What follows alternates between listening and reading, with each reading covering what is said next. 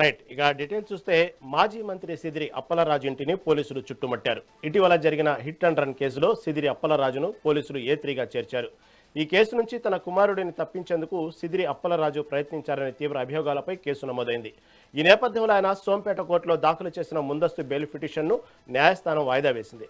మరోవైపు ఈ hit and run కేసులో సిదిరి అప్పలరాజు కుమారుడి బెయిల్ పిటిషన్ను కోర్టు పూర్తిగా తిరస్కరించింది. దాంతో ఆయన అరెస్టు చేసే అవకాశాలు కనిపిస్తున్నాయి. ఇక మాజీ మంత్రి సిదిరి అప్పలరాజును పోలీసులు అరెస్టు చేశారు. హిట్ అండ్ రన్ కేసులో ఆయన పాత్రపై వచ్చిన అభియోగాల మేరకు ఈ చర్యలు తీసుకున్నారు. అప్పలరాజు అరెస్టును తీవ్రంగా ఖండిస్తూ ఆయన నివాసానికి వైసీపీ శ్రేణులు భారీగా చేరుకున్నాయి. దీంతో మాజీ మంత్రి ఇంటి పరిసర ప్రాంతాల్లో తీవ్ర ఉద్రిక్తత వాతావరణం నెలకొంది. ఇప్పటికే ఈ కేసులో అప్పలరాజు కుమారుడు సిదిరి అరవ్ వర్మ ఇప్పటికే రిమాండ్లో ఉన్నాడు. పోలీసుల చర్యలకు నిరసనగా వైసీపీ నాయకులు కార్యకర్తలు ఆందోళనకు దిగడంతో అక్కడ భారీగా పోలీసు బలగాలను మోహరించారు.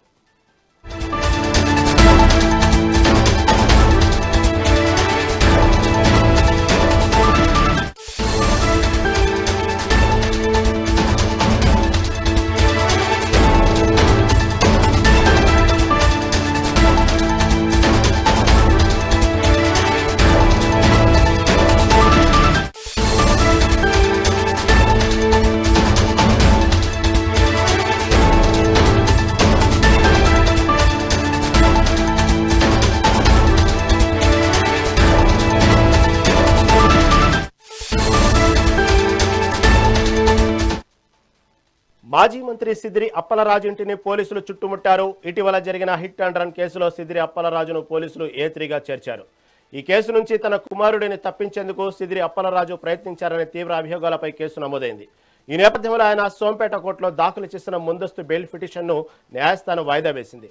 మరోవైపు ఈ హిట్ అండ్ రన్ కేసులో సిదిరి అప్పలరాజు కుమారుడి బెయిల్ పిటిషన్ను కోర్టు పూర్తిగా తిరస్కరించింది. దాంతో ఆయన అరెస్టు చేసే అవకాశాలు కనిపిస్తున్నాయి. ఇక మాజీ మంత్రి సిదిరి అప్పలరాజును పోలీసులు అరెస్టు చేశారు. హిట్ అండ్ రన్ కేసులో ఆయన పాత్రపై వచ్చిన అభియోగాల మేరకు ఈ చర్యలు తీసుకున్నారు. అప్పలరాజు అరెస్టును తీవ్రంగా ఖండిస్తూ ఆయన నివాసానికి వైసీపీ శ్రేణులు భారీగా చేరుకున్నాయి. దీంతో మాజీ మంత్రి ఇంటి పరిసర ప్రాంతాల్లో తీవ్ర ఉద్రిక్తత వాతావరణం నెలకొంది. ఇప్పటికే ఈ కేసులో అప్పలరాజు కుమారుడు సిదిరి అరవ్ వర్మ ఇప్పటికే రిమాండ్లో ఉన్నాడు.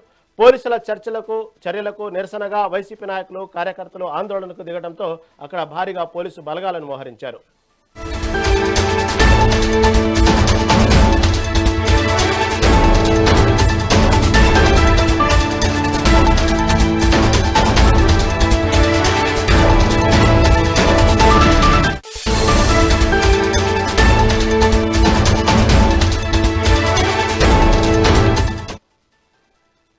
మాజీ మంత్రి సిదిరి అప్పలరాజు అరెస్టుపై మరింత సమాచారం మా ఏపీ ఇన్పుట్ నరేంద్ర మరింత సమాచారం అందిస్తారు.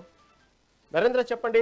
మాజీ మంత్రి సిదిరి అప్పలరాజును ఇప్పటికే పోలీసులు ఇంటిని చుట్టుముట్టారు, అరెస్ట్ చేశారనే వార్తలు కూడా వస్తున్నాయి. దీని గురించి తాజా అప్డేట్ ఏంటి?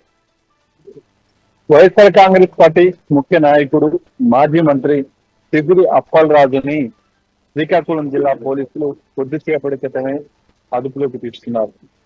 శ్రీకాకుళం జిల్లాలోని కాశీబుగ్గులోని ఆయన నివాసాన్ని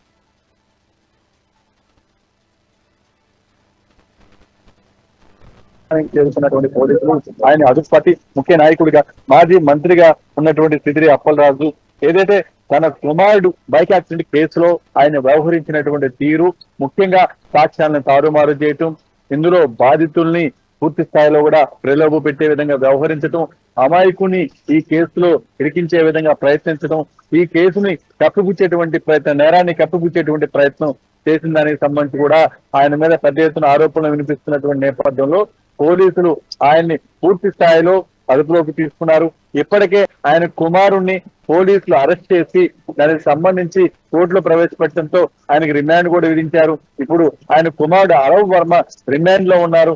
ఒక పక్క ఏదైతే తన కుమారుడు బైక్ ద్వారా దానయ్య అనేటువంటి గొర్రెల కాపర్ని గుద్ది అతని చావుకు కారణమైతే ఆ కేసులో ఆ సాక్ష్యాలను తారుమారు చేసే విధంగా యాక్సిడెంట్ కి కారణమైనటువంటి బైక్ ను కూడా దొరకకుండా చేసేందుకు ప్రయత్నించడం, దాంతో పాటు ఒక పక్క సిద్ధార్థ అనేటువంటి వ్యక్తిని కూడా ఈ కేసులో పనిచేసేందుకు ప్రయత్నం చేయటం, ఈ కేసులో ఎవరైతే బాధితులు ఉన్నారో దానయ్య కుటుంబ సభ్యులను ప్రలోభ పెట్టే విధంగా కూడా ఇటు సిదిరి అప్పలరాజు వ్యవహరించారంటూ దాని మీద ఆరోపణలు ఉన్నాయి.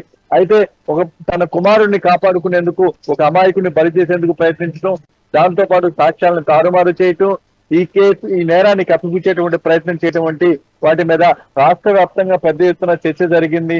ఒక